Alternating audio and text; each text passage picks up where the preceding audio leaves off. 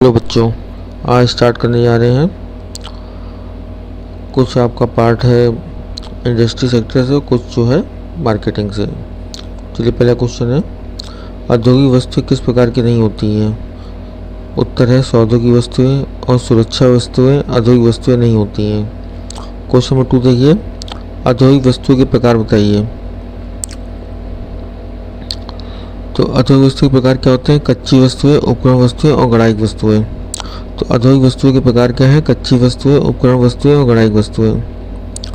Question number 3 देखिए, उपभोक्ता मनोवृत्ति के आधार पर उपभोक्ता वस्तुओं को कुल कितने भागों में विभाजित किया गया है? उत्तर है 3 भागों में। ठीक है, उपभोक्ता मनोवृत्ति के आधार पर उपभोक्ता वस्तुओं को कुल कितने भागों में विभाजित किया गया है? उत्तर है 3 भागों में। क्वेश्चन 4 देखिए, वस्तु जीवन चक्र की प्रथम अवस्था क्या है? उत्तर है वस्तु विज्ञापन।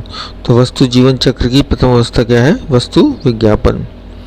क्वेश्चन 5 देखिए, जनता के उपयोग के लिए बनाई जाने वाली वस्तुओं को क्या कहते हैं? तो उसे कहते हैं उपभोक्ता वस्तुएं।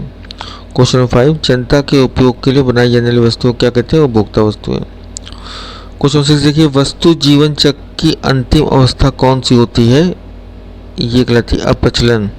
तो वस्तु जीवन चक्र की अंतिम अवस्था अप्रचलन होती है।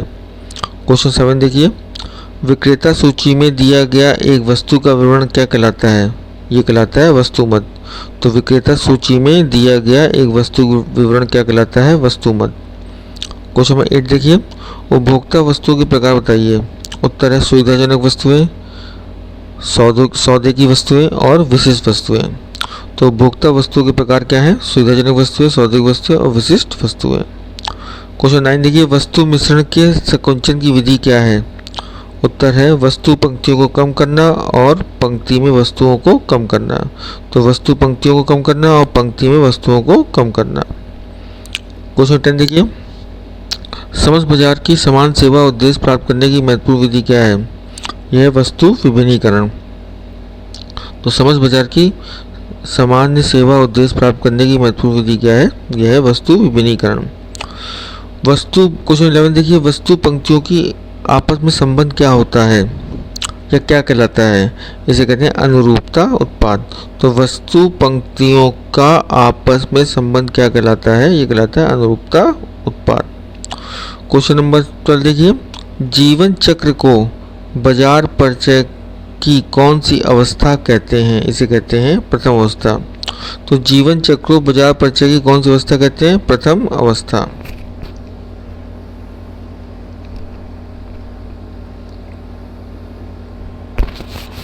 नेक्स्ट आइए क्वेश्चन नंबर 13, वस्तु संशोधन का क्या कारण है?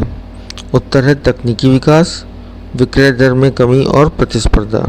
तो वस्तु संशोधन का क्या कारण है? तकनीकी विकास, तब वस्तु संशोधन होता है, विक्रय दर में कमी और प्रतिस्पर्धा। नेक्स्ट आइए, वस्तु की बिक्री पर लाभ किस अवस्था में अपना सर्वोच्च शिखर पर होती है? परिपक्वता में सर्वोच्च शिखर पर होती है। तो वस्तु की बिक्री पर लाभ किस अवस्था में अपने सर्वोच्च शिखर पर होती है? तो परिपक्वता स्तर में सर्वोच्च शिखर में होती है। क्वेश्चन नंबर 15 देखिए, संतृप्ति अवस्था में वस्तु की बिक्री क्या होती है? उत्तर है उच्चतम स्तर पर स्थिर होती है। तो संतृप्ति अवस्था में जब आदमी संतृप्त हो जाता है तो वस्तु बिक्री क्या होती है? उच्चतम स्तर पर स्थिर हो जाती है। ठीक है। क्वेश्चन 16 देखिए, उत्पाद जीवन चक्र सिद्धांत के अनुसार लाभ अधिकतम कब होता है? उत्तर है विकास की अवस्था में। तो उत्पाद जीवन चक्र के सिद्धांत के अनुसार लाभ अधिकतम कब होता है? विकास की अवस्था में। क्वेश्चन 17 देखिए, वस्तु जीवन चक्र की 4 अवस्था में इन अवस्थाओं को क्रम से बताएं। तो वस्तु जीवन चक्र की 4 अवस्थाएं होती हैं, उनका क्रम क्या है? तो पहला है परिचय अवस्था, दूसरा है बाजार विकास अवस्था, तीसरा है परिपक्वता और चौथा है पतन अवस्था। तो पहले परिचय होगा, फिर बाजार विकास होगा, फिर परिपक्व होगा और फिर आखिरी में इसका पतन हो जाएगा। वितरण माध्यम किस से प्रभावित होता है? वितरण माध्यम प्रभावित होता है बाजार से, उपभोक्ता और सरकारी नीतियों से। तो बाजार से प्रभावित होता है, उपभोक्ता से और सरकारी नीतियों से। उपभोक्ता संवर्धन में क्या क्या क्या सम्मिलित किया जाता है? उत्तर है मुद्रा वापसी प्रस्ताव। तो उपभोक्ता संवर्धन में क्या क्या सम्मिलित किया जाता है? मुद्रा वापसी प्रस्ताव। क्वेश्चन 20 देखिए, व्यापार संवर्धन में क्या सम्मिलित किया जाता है? सहयोगी विज्ञापन। तो व्यापार संवर्धन में क्या सम्मिलित किया जाता है? सहयोगी विज्ञापन। क्वेश्चन 21 देखिए, जनसंपर्क किसका एक स्वरूप है? उत्तर है संचार मिश्रण का। जनसंपर्क किसका एक स्वरूप है? संचार सम्मिश्रण का। अब क्वेश्चन 22 देखिए, इंपॉर्टेंट क्वेश्चन है। टैरिन मिश्रित कपड़े व्यक्तित्व को आकर्षक बनाते हैं, यह कथन विज्ञापन के कौन से प्रकार को बताता है? ये बताता है प्राथमिक विज्ञापन को। तो टैरिन मिश्रित कपड़े व्यक्तित्व को आकर्षक बनाते हैं, यह कथन विज्ञापन के कौन से प्रकार को बताता है? इसे कहते हैं प्राथमिक विज्ञापन। क्वेश्चन 23 देखिए, परिमाण बट्टे का प्रकार बताइए।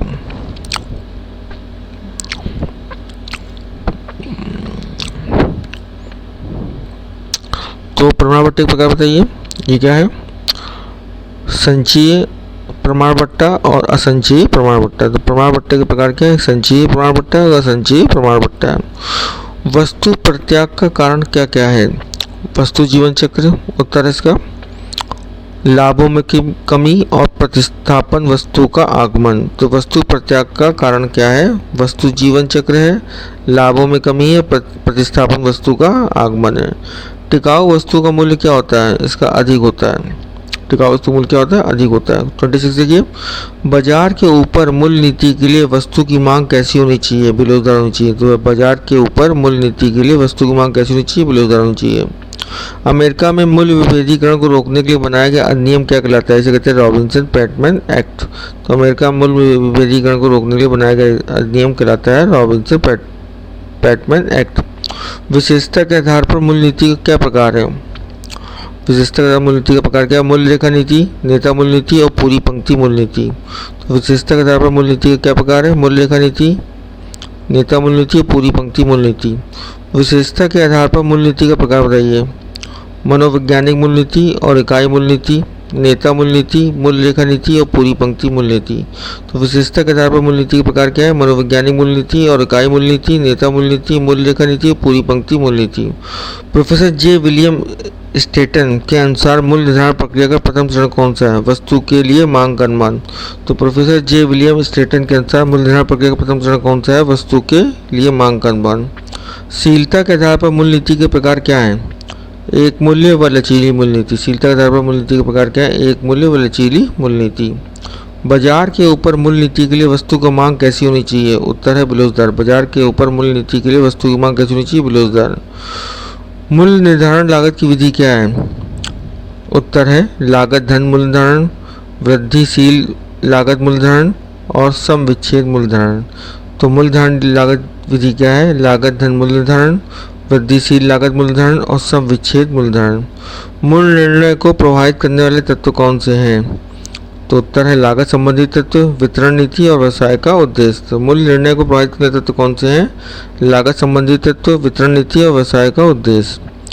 क्वेश्चन 35 देखिए, एक फर्म अपने उत्पादों को मूल्य खाती प्राप्त फर्म के उत्पादों के मूल्य के समान रखती है, तो इसे क्या कहा जाता है? इसे कहते हैं अनुकरण मूल्य नीति। एक फर्म अपने उत्पादों का मूल्य ख्याति प्राप्त फर्म के उत्पादों के मूल्य के समान रखती है, इसे क्या कहते हैं? तो इसे कहते हैं अनुकरण मूल्य नीति। क्वेश्चन 36 देखिए, उपभोक्ता संवर्धन में सम्मिलित किया जाता है मुद्रा वापसी प्रस्ताव। तो उपभोक्ता संवर्धन में सम्मिलित किया जाता है क्या? मुद्रा वापसी प्रस्ताव।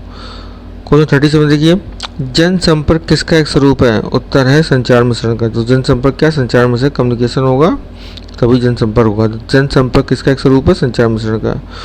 क्वेश्चन 38 देखिए, व्यापार संवर्धन में सम्मिलित किया जाता है सहयोगी विज्ञापन को। तो व्यापार संवर्धन सम्मिलित किया जाता है सहयोगी विज्ञापन को। 39 देखिए, सुस्त रणनीति कौन सी होती है? इसे कहते हैं उपभोक्ता संवर्धन। सुस्त रणनीति कौन सी होती है? उपभोक्ता संवर्धन। क्वेश्चन 40 देखिए, क्षैतिज सहकारी विज्ञापन क्या है? उत्तर है एक समान वस्तु के निर्माता एवं उत्पाद मिलकर विज्ञापन करते हैं। तो क्षैतिज सहकारी विज्ञापन क्या है? एक समान वस्तु के निर्माता एवं उत्पाद मिलकर विज्ञापन करते हैं। 41 देखिए, किसी उत्पाद को बेचने के लिए डीलरों और वितरकों को प्रोत्साहित करने रणनीति क्या कहा जाता है? एक थक्का कहा जाता है। तो किसी उत्पाद को बेचने के लिए डीलरों और वितरकों को प्रोत्साहित करने रणनीति क्या कहता है? थक्का कहा जाता है। 42 देखिए, ग्राहकों को अधिक से अधिक वस्तु क्रय करने के लिए प्रेरित करने वाली कौन सी क्रिया है? इसे कहते हैं संवर्धन क्रिया। तो ग्राहकों को अधिक से अधिक वस्तु क्रय करने के लिए प्रेरित करने कौन सी क्रिया? संवर्धन क्रिया है। क्वेश्चन 43 देखिए, विक्रय संवर्धन में क्या शामिल है? उत्तर है मुफ्त व्यापार, मुफ्त उपहार। विक्रय संवर्धन क्या शामिल है? मुफ्त उपहार। 44 देखिए, विक्रय माल की सजावट और प्रतियोगिताएं विक्रय संवर्धन के लिए क्या महत्वपूर्ण है? उत्तर है आर्थिक मंदी से लड़ने में, वितरण माध्यमों के विकास में, उच्च जीवन स्तर के प्रतीक के रूप में। तो विक्रय माल सजावट और प्रतियोगिताएं विक्रय संवर्धन के क्या महत्वपूर्ण हैं?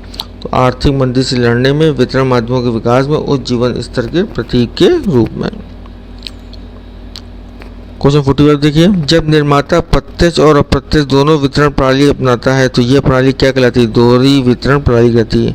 जब निर्माता प्रत्यक्ष और अप्रत्यक्ष दोनों वितरण प्रणाली अपनाता है तो यह प्रणाली क्या कहलाती है? दोहरी वितरण प्रणाली कहलाती है। 46 देखिए, रेमंड कंपनी द्वारा किस वितरण नीति का अनुसरण किया जाता है? चयनात्मक नीति का। तो रेमंड कंपनी द्वारा किस वितरण नीति का अनुसरण किया? चयनात्मक नीति का। 47 देखिए, वितरण माध्यम में क्या क्या नहीं आते हैं? तो थोक विक्रेता नहीं आते हैं, प्रतिनिधि नहीं आते हैं, फुटकर विक्रेता नहीं आते हैं। तो वितरण माध्यम में क्या क्या नहीं आते हैं? थोक विक्रेता, प्रतिनिधि और फुटकर विक्रेता। प्रत्यक्ष 48 देखिए, प्रत्यक्ष वितरण में क्या क्या आते हैं? उत्तर है स्वयं की दुकानें, स्वयं के बिक्रीकर्ता और टेलीफोन द्वारा विक्रय। तो प्रत्यक्ष वितरण में क्या क्या आते हैं? स्वयं की दुकानें, स्वयं के बिक्रीकर्ता और टेलीफोन द्वारा विक्रय। अप्रत्यक्ष वितरण को 49 देखिए, अप्रत्यक्ष वितरण माध्यम से निर्माता को क्या लाभ होता है? उत्तर है बिक्री व्यवस्था करने से मुक्ति, कम पूंजी की आवश्यकता और व्यापार विस्तार में सहायक। अप्रत्यक्ष वितरण माध्यम से निर्माता को क्या लाभ होता है? बिक्री व्यवस्था करने से मुक्ति, कम पूंजी की आवश्यकता और व्यापार विस्तार में सहायक। 50 देखिए, रेमंड्स कंपनी द्वारा किस वितरण नीति का अनुसरण किया जाता है? इसे कहते हैं चयनात्मक नीति का अनुसरण किया जाता है। रेमंड्स कंपनी द्वारा किस वितरण नीति का अनुसरण किया? चयनात्मक नीति का। 51 देखिए, सिगरेट बनाने वाली कंपनी किस वितरण नीति का अनुसरण करती है? उत्तर है विस्तृत वितरण नीति का। तो सिगरेट बनाने वाली कंपनी किस वितरण नीति का अनुसरण करती है? उत्तर है विस्तृत वितरण नीति। 52 देखिए, नाशवान वस्तु जो शीघ्र नष्ट हो जाती है उसके लिए कौन सा वितरण सही है? उसके लिए प्रत्यक्ष वितरण सही है। भाई नाशवान वस्तु है, शीघ्र नष्ट हो जाती है तो उसके लिए वितरण का प्रत्यक्ष वितरण जो है आपका सही माना जाता है। 53 देखिए, वितरण वाहिकाओं को कौन सा कार्य करती है? तो वितरण वाहिका कौन सा कार्य करती है? नंबर 1 वित्त प्रबंधन का कार्य करती है, वस्तुओं के स्वतंत्र हस्तांतरण को संभव बनाती है और उत्पादकों से उपभोक्ताओं तक और उपभोक्ताओं से उत्पादों तक सूचना के संचार का कार्य करती है। तो वितरण वाहिका कौन सा कार्य करती है? पहला है वित्त प्रबंधन कार्य करती है, वस्तुओं के स्वतंत्र हस्तांतरण को संभव बनाती है और उत्पादकों से उपभोक्ताओं तक और उपभोक्ताओं से उत्पादों तक सूचना का संचार कार्य करती है। 54 देखिए, वितरण वाहिका के चयन में कौन से बाजार संबंधी तत्व प्रभावित करते हैं? तो वितरण वाहिका के चयन में कौन से बाजार संबंधी तत्व प्रभावित करते हैं? पहला ग्राहकों की संख्या, आदेशों का आकार और ग्राहकों की आदतें। तो वितरण वाहिका के चयन में कौन से बाजार संबंधी तत्व प्रभावित करते हैं? ग्राहकों की संख्या, आदेशों का आकार और ग्राहकों की आदतें। मूल्य रेखा नीति क्या है? उत्तर है एक फर्म अपने उत्पादों के मूल्य इस प्रकार निश्चित करती है कि दो मूल्यों में एक निश्चित अंतर बना रहे। तो मूल्य रेखा नीति क्या है? एक फर्म अपने उत्पादों के मूल्य इस प्रकार निश्चित करती है कि दो मूल्यों में एक निश्चित अंतर बना रहे। 56 देखिए, हानि नेता मूल्य नीति क्या है? तो हानि नेता मूल्य नीति क्या है? एक फर्म अपने कुछ प्रमुख और ख्यातिपूर्ण उत्पादों के मूल्य में कटौती कर देती है और उसका अत्यधिक विज्ञापन किया जाता है। तो एक फर्म जो होती है अपने कुछ प्रमुख और ख्यातिपूर्ण उत्पादों के मूल्य में कटौती कर देती है और उसका अत्यधिक विज्ञापन किया जाता है। 57 देखिए, विज्ञापन प्रणाली जिसमें व्यापारिक विज्ञापन एक साथ अनेक रेडियो स्टेशनों और टेलीविज़न चैनल पर प्रसारित किया जाता है उसे क्या कहते हैं? इसे कहते हैं रोड ब्लॉक। बहुत अच्छा क्वेश्चन है। विज्ञापन प्रणाली जिसमें व्यापारिक विज्ञापन एक साथ अनेक रेडियो स्टेशनों और टेलीविज़न चैनल पर प्रसारित किया जाता है इसे क्या कहते हैं? Road block. 58 देखिए, जब दो अलग अलग कंपनियां या एक ही कंपनी के दो प्रभाव अपने अपने ब्रांडों को एक ही विशेष उत्पाद या प्रतिष्ठान पर प्रयोग करते हैं तो इस प्रकार की व्यवस्था क्या कहते हैं? इसे कहते हैं को ब्रांडिंग। जब दो अलग अलग कंपनियों या एक ही कंपनियों के दो प्रभाव अपने अपने ब्रांडों की एक ही विशेष उत्पाद या प्रतिष्ठान पर प्रयोग करते हैं तो इस प्रकार की व्यवस्था क्या कहते हैं? को ब्रांडिंग। 59 देखिए, जब वस्तुओं को कोई उपभोक्ता गुणवत्ता, मूल्य एवं शायद स्टाइल के लिए विभिन्न स्तरों पर खरीदने से पूर्व तुलना करना चाहता है तो उसे क्या कहते हैं? इसे कहते हैं खरीदारी वस्तुएं। जब वस्तुओं को कोई उपभोक्ता गुणवत्ता, मूल्य एवं शायद स्टाइल के लिए विभिन्न स्तरों पर खरीदने से पूर्ण तुलना करने तो उसे क्या कहते हैं? खरीदारी वस्तुएं कहते हैं। 60 आइए। प्रमाप लागत लेखांकन के संदर्भ में मूल प्रमाप स्थापित किया सकते हैं पूर्व निर्धारित अवधि के लिए। तो प्रमाप लागत लेखांकन के संदर्भ में मूल प्रमाप स्थापित किया सकते हैं पूर्व निर्धारित अवधि के लिए। क्वेश्चन 61 देखिए, प्रक्रिया लागत का प्रयोग किस उद्योग में किया जाता है? खनिज उद्योग और विनिर्माण उद्योग। तो प्रक्रिया लागत का प्रयोग किस उद्योग में किया जाता है? खनिज उद्योग और विनिर्माण उद्योग के लिए। क्वेश्चन 52 देखिए, प्रक्रिया लागत लेखांकन पद्धति का प्रयोग किस उद्योग में किया जाता है? वो कपड़ा उद्योग में किया जाता है। तो प्रक्रिया लागत लेखांकन पद्धति का प्रयोग किस उद्योग में किया जाता है? कपड़ा उद्योग में। 61 कह रहा है प्रक्रिया लागत का प्रयोग किस उद्योग में किया जाता है? तो खनिज उद्योग, विनिर्माण उद्योग। यहाँ पे क्वेश्चन चेंज है, प्रक्रिया लागत लेखांकन पद्धति का प्रयोग किस उद्योग में किया जाता है? कपड़ा उद्योग में किया जाता है। प्रक्रिया लागत निर्धारण नीति का प्रमुख विशेषता क्या है? लागत प्रक्रिया। तो प्रक्रिया लागत निर्धारण नीति का प्रमुख विशेषता क्या है? लागत प्रक्रिया। कौन सा खाता किसी व्यापारी कंपनी के स्टॉक खाते के समान है? तो इसे कहते हैं तैयार स्टॉक। तो कौन सा खाता किसी व्यापारी कंपनी के स्टॉक खाते के समान है? तैयार स्टॉक। अनंतः प्रक्रिया लाभ से क्या तात्पर्य है? न वसूल हुआ लाभ। तो अनंतः प्रक्रिया लाभ से क्या तात्पर्य है? न वसूल हुआ लाभ। 66 देखिए, बचत का मूल्यांकन किस आधार पर किया जाता है? सही इकाइयों की प्रति इकाई लागत। बचत का मूल्यांकन किस आधार पर किया जाता है? सही इकाइयों की प्रति इकाई लागत। क्वेश्चन 67 देखिए, एक कंपनी द्वारा एक प्रक्रिया लागत प्रणाली का कब उपयोग किया जाता है? सजातीय उत्पादों का उत्पादन करने में। एक कंपनी द्वारा एक प्रक्रिया लागत प्रणाली का उपयोग किया जाता है सजातीय उत्पादों का उत्पादन करने में। तो आज इतने क्वेश्चन रखते हैं, फिर नेक्स्ट क्लास में आपको और क्वेश्चन हम देंगे। मेरा कम से कम लक्ष्य है कि 5000 क्वेश्चन आपको मैं पॉइंट टू पॉइंट बताऊं। तो हमारे जो नेक्स्ट क्लास के लिए या नेक्स्ट क्वेश्चन बैंक के लिए आप हमारे चैनल सब्सक्राइब कीजिए और लाइक कीजिए। Thank you.